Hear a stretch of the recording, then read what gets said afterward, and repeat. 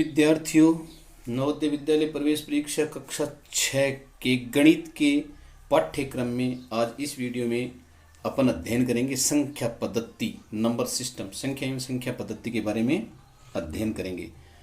तो सबसे पहले आप देखिए हमारी संख्या पद्धति में कौन कौन से अंकों का प्रयोग किया जाता है। अंक, डिजिट 0, 1, 2, 3, 4, 5, 6, 7, 8, 9 को अंक कहते हैं। ये डिजिट हैं। हमारी संख्या पद्धति अथवा दार्शनिक प्रणाली में इन्हीं 10 संकेतों का यानी 10 अंकों का प्रयोग किया जाता है। अंकगणित में सभी संख्याएं इन्हीं अंकों से बनती हैं, चाहे छोटी से छोटी संख्या हो चाहे बड़ी से बड़ी संख्या हो, वे सारी संख्याएं गणित में इन्हीं 10 अंकों की सहायता से बनती हैं। तो गणित में कुल कितने अंक हुए? 10 अंक हैं, 0 और 1 से लेकर 9 तक। अब देखिए विभिन्न प्रकार की संख्याएं कौन कौन सी हैं। सर्वप्रथम देखिए आप प्राकृत संख्या, गिनती की संख्या को प्राकृत संख्या कहते हैं। नेचुरल नंबर जैसे 1, 2, 3, 4, 5, 6 यानी अनंत तक। ये संख्या क्या है? प्राकृत संख्या है जो 1 से शुरू होती हैं और अनंत तक चलती हैं। तो सबसे छोटी संख्या प्राकृत संख्या है वो 1 है तथा सबसे बड़ी प्राकृत संख्या ज्ञात करना संभव नहीं है। तो समझ में आ गया। प्राकृत संख्याएं जो गिनती की संख्याएं होती हैं उनको प्राकृत संख्या कहती हैं और प्राकृत संख्याएं 1 से स्टार्ट होती हैं और अंत तक चलती हैं। इसका मतलब यह है कि सबसे छोटी प्राकृत संख्या 1 है और सबसे बड़ी प्राकृत संख्या ज्ञात करना संभव नहीं है। तो 1 से शुरू होकर अनंत तक चलने वाली संख्याएं जो गिनती की हों वो प्राकृत संख्याएं कहलाती हैं। दूसरा है पूर्ण संख्या। प्राकृत संख्या में संख्या 0 को शामिल करने से प्राप्त संख्या परिवार पूर्ण संख्या कहलाती है। अगर गिनती की जो संख्याएं 1 से शुरू होती हैं हम इनमें 0 भी शामिल कर लें तो वो संख्याएं पूर्ण संख्याएं कहलाती हैं। तो पूर्ण संख्याएं 0 से स्टार्ट होंगी। 0, 1, 2, 3, 4, 5, 6 अनंत तक चलती हैं। तो सबसे छोटी पूर्ण संख्या 0 है तथा सबसे बड़ी पूर्ण संख्या ज्ञात करना असंभव है। तो अगर गिनती की संख्याओं में 0 भी शामिल कर लिया जाए तो ये संख्याएं पूर्ण संख्याएं कहलाती हैं। आगे और संख्याएं देखिए। सम संख्या, वह प्राकृत संख्या जो 2 से पूर्णतः विभाजित हो जाए सम संख्या कहलाती है। यानी जिस संख्या में 2 का पूरा भाग चला जाता है वो संख्या सम संख्या कहलाती है। जैसे 2, 4, 6, 8, 10, 16, 20, 26, 64 इत्यादि। सम संख्याओं के इकाई के स्थान पर 0, 2, 4, 6, 8 इनमें से कोई एक अंक होता है। तो ये है सम संख्या की पहचान कि सम संख्या की इकाई का जो अंक होता है संख्या पर वो 0, 2, 4, 6, 8 में से कोई एक होगा और वो संख्या 2 से पूर्णतः विभाजित होती है, उसे सम संख्या कहते हैं। आगे समझ में। अब है विषम संख्या, वह प्राकृत संख्या जो 2 से पूर्णतः विभाजित न हो विषम संख्या कहलाती है। जैसे 1, 3, 5, 7, 9, 11, 13, 15, 17, 19, 21 इस तरह से। विषम संख्या के इकाई के स्थान पर 1, 3, 5, 7, 9 में से कोई अंक आता है। यानी विषम संख्या का इकाई का अंक 1, 3, 5, 7, 9 में से कोई भी एक होगा। ये जो अंक इकाई पर होते हैं वो संख्या विषम संख्या आती है। तो सम संख्या और विषम संख्या का अच्छी तरह से आपके क्लियर हो गया दिमाग में कि सम संख्या जो 2 से पूर्णतः विभाजित होती है और इकाई के स्थान पर 0, 2, 4, 6, 8 में से कोई अंक होता है, और विषम संख्या जो 2 से पूर्णतः विभाजित न हो और इकाई के स्थान पर 1, 3, 5, 7, 9 में से कोई अंक हो गया क्लियर। आगे वाली और संख्या देखिए। भाज्य संख्या या संयुक्त संख्या या यौगिक संख्या, ये सारे एक ही संख्याओं के नाम है। भाज्य संख्या को संयुक्त संख्या भी कहते हैं, यौगिक संख्या भी कहते हैं। वह प्राकृत संख्याएं जो एक और स्वयं के अतिरिक्त किसी भी दूसरी संख्या से विभाजित हों भाज्य संख्या कहलाती हैं। ऐसी संख्याएं प्राकृत संख्याएं जो एक और स्वयं के अतिरिक्त किसी भी दूसरी संख्या से विभाजित हो जाती हैं भाज्य संख्या कहलाती हैं। अथवा वह प्राकृत संख्या जिसके अपवर्तों की संख्या 2 से अधिक हो भाज्य संख्याएं कहलाती हो। यानी एक और स्वयं के अतिरिक्त और भी संख्याओं से वो विभाजित होती हैं, वो संख्याएं भाज्य या संयुक्त या यौगिक संख्या कहलाती हैं। जैसे 4, 6, 8, 9, 10, 12, 14 ये संख्याएं क्या हैं? ये भाज्य संख्याएं हैं जो एक और स्वयं के अतिरिक्त अन्य संख्याओं से भी विभाजित होती हैं। वो सबसे छोटी संयुक्त संख्या यानी भाज्य संख्या है वो 4 है। अभाज्य या असंयुक्त रूट या प्राथमिक संख्याएं किसे कहते हैं? अभाज्य संख्याएं 1 से बड़ी वे प्राकृत संख्याएं जो एक और स्वयं के अतिरिक्त किसी भी दूसरी संख्या से पूर्णतः विभाजित न हो अभाज्य संख्या कहलाती है। ऐसी संख्याएं जो 1 से बड़ी हो तथा एक और स्वयं के अतिरिक्त किसी भी दूसरी संख्या से विभाजित नहीं होती हो, वो अभाज्य संख्याएं प्राइम नंबर कहलाती हैं। आया समझ में? अथवा वह प्राकृत संख्या जिसके दो ही अपवर्तक हो, एक और स्वयं, वो अभाज्य संख्या कहलाती है। जैसे 2, 3, 5, 7, 11, 13, 17, 19, 23, 29, 31, 37, 41, 43, 47, 53, 59, 61, 67, 71, 73, 79, 83, 89 और 97। इस तरह से 1 से लेकर 100 तक कुल 25 अभाज्य संख्याएं हैं, प्राइम नंबर्स हैं। जो सबसे छोटी प्राइम नंबर है वो 2 है। जुड़वा अभाज्य संख्या, जिन दो अभाज्य संख्याओं के बीच का अंतर 2 हो तो वे दोनों संख्याएं जुड़वा अभाज्य संख्या कहलाती हैं। जुड़वा अभाज्य संख्या का मतलब होता है जिनके बीच में 2 का अंतर हो। जैसे 3 और 5 2 का अंतर है, 5 और 7, 11 और 13, 17 और 19, 29 और 31, 41 और 43, 59 और 61, 71 और 73। ये संख्याएं क्या हैं? जुड़वा अभाज्य संख्याएं हैं जिनके बीच में केवल 2 का अंतर होता है। वो दोनों अभाज्य संख्याएं जुड़वा अभाज्य संख्या कहलाती हैं। सहअभाज्य या असहभाज्य संख्याएं, जिन दो प्राकृत संख्याओं का महत्तम समापवर्ती 1 हो, वे दोनों संख्याएं सहअभाज्य संख्याएं कहलाती हैं।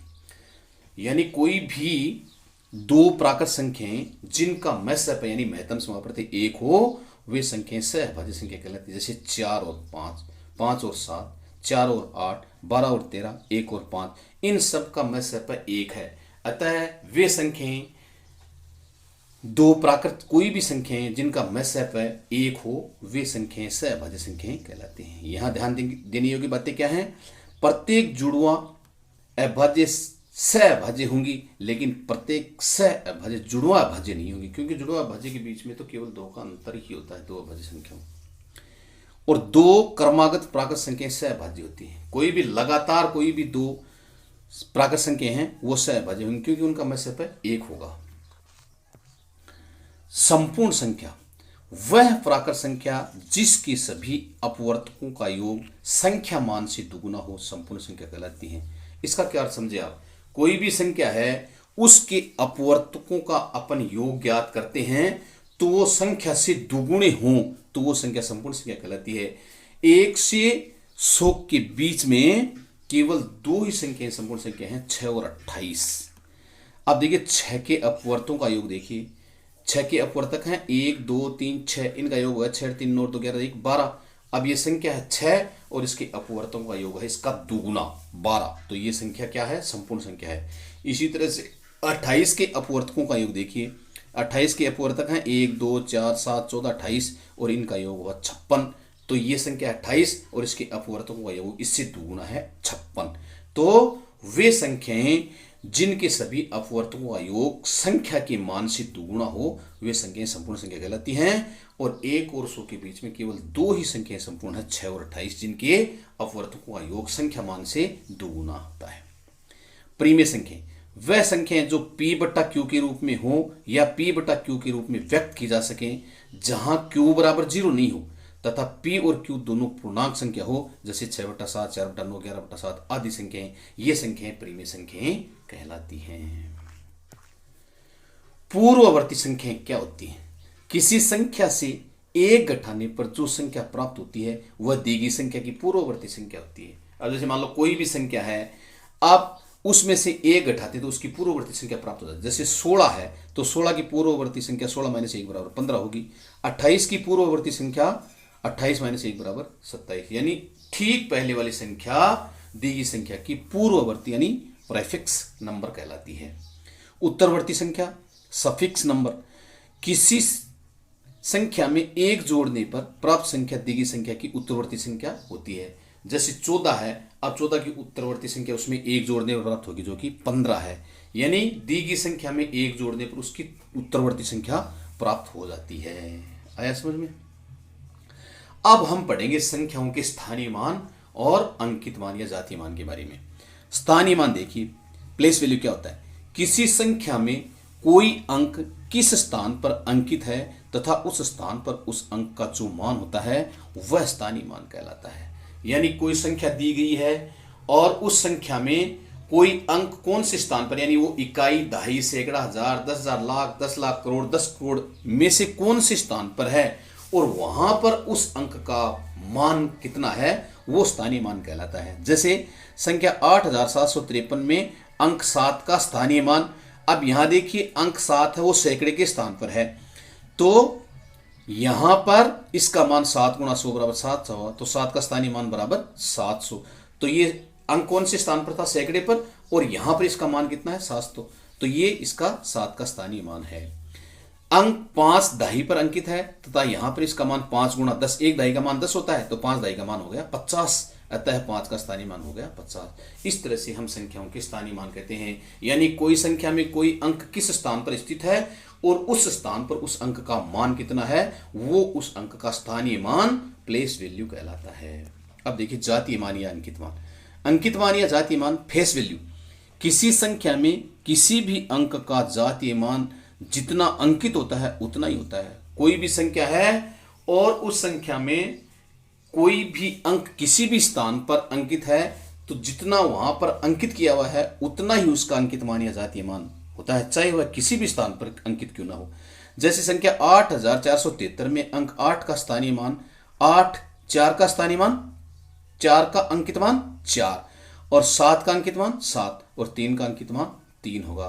तो यहां 8473 में जो अंक अलग अलग स्थान पर अंकित हैं उन पर उनका अंकित मान उतना ही है जितना लिखा हुआ है या अंकित किया हुआ है। जैसे 3 का अंकित मान 3, 7 का अंकित मान 7, 4 का अंकित मान 4 और 8 का अंकित मान 8 हुआ। अब कुछ उदाहरण मैं यहां पर प्रस्तुत कर रहा हूं। इन उदाहरणों से संख्या पद्धति के जो ये अपने जो अध्ययन किया है कि कौन कौन से अंकों का प्रयोग किया जाता है हमारी संख्या पद्धति में, सम संख्या क्या है, विषम संख्या क्या है, संयुक्त संख्या क्या होती है, अभाज्य संख्या क्या होती है, जुड़वा भाज्य संख्या क्या होती है, संयुक्त संख्या क्या होती है, और पूर्ववर्ती संख्या, उत्तरवर्ती संख्या, प्राकृत संख्या, पूर्ण संख्या, संपूर्ण संख्या आदि, इनका जो हमने अध्ययन किया है वो इन उदाहरणों से और ज्यादा स्पष्ट हो जाएगा। देखिए उदाहरण पहला,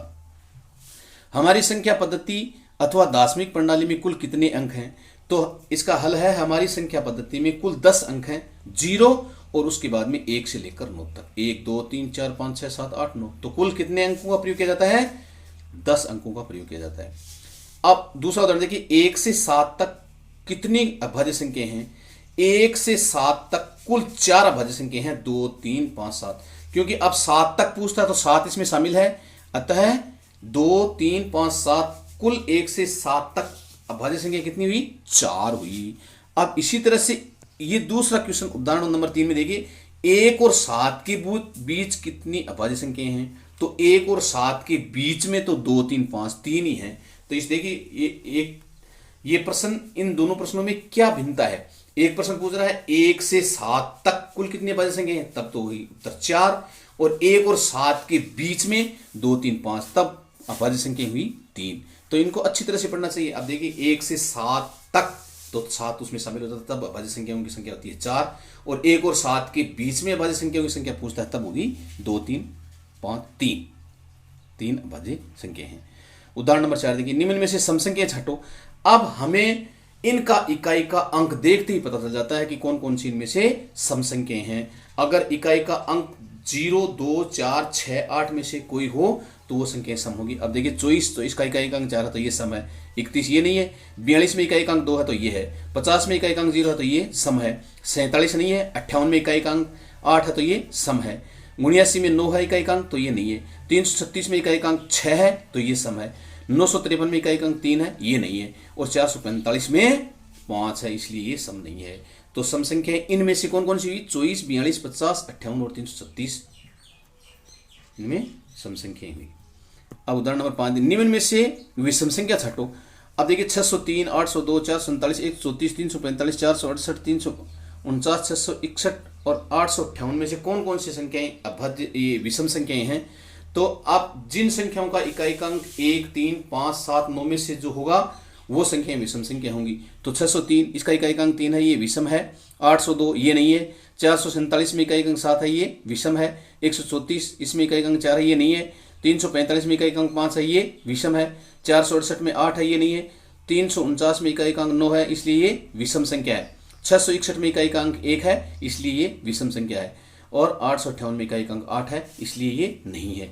तो इन संख्याओं में से विषम संख्या कौन कौन सी हुई? 603, 447, 345, 349 और 661 हुई।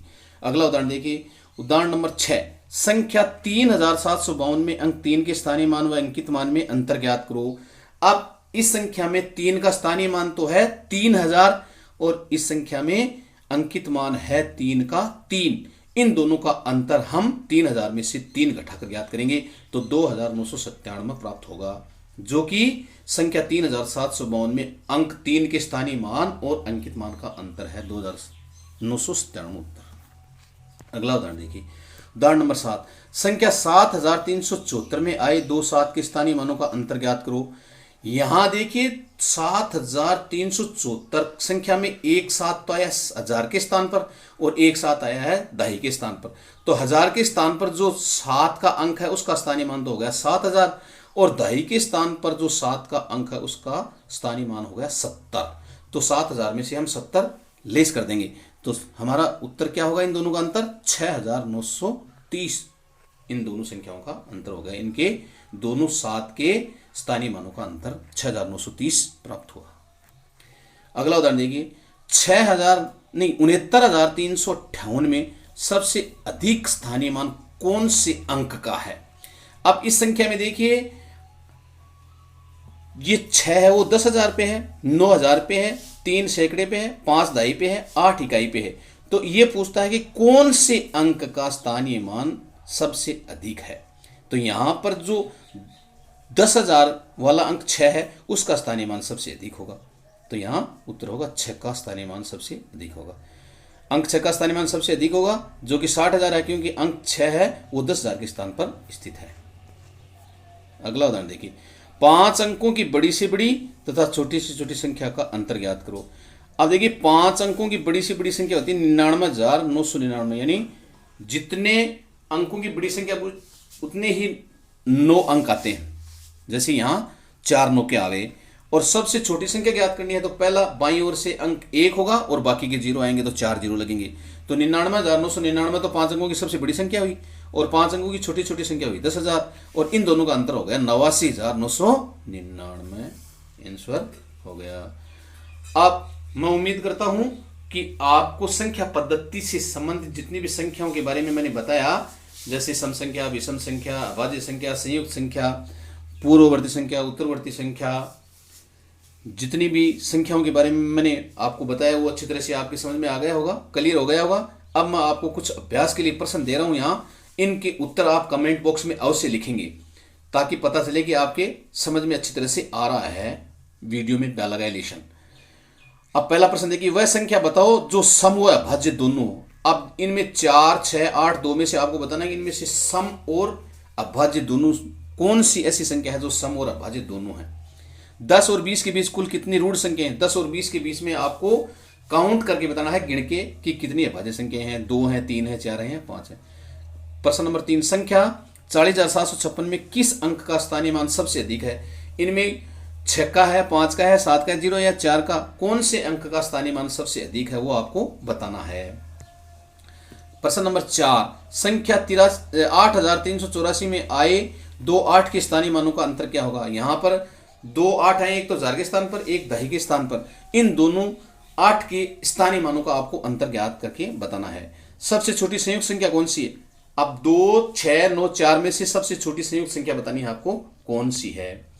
4 अंकों की बड़ी से बड़ी तथा छोटी से छोटी संख्या का अंतर ज्ञात करो। अब 4 अंकों की बड़ी से बड़ी संख्या और छोटी छोटी संख्या दोनों का अंतर आपको बताना है। संख्या 8,514 में अंक 8 के स्थानीय मान तथा अंकित मान का अंतर ज्ञात करो। अब यहां जो 8,514 में अंक 8 है उसके स्थानीय मान और अंकित मान दोनों का अंतर आपको बताना है। तो मैं उम्मीद करता हूं कि यह संख्या पद्धति से संबंधित जो भी मैंने बातें यहां बताई हैं इस वीडियो में वो आपको अच्छी तरह से क्लियर हो गई होंगी। बहुत बहुत धन्यवाद।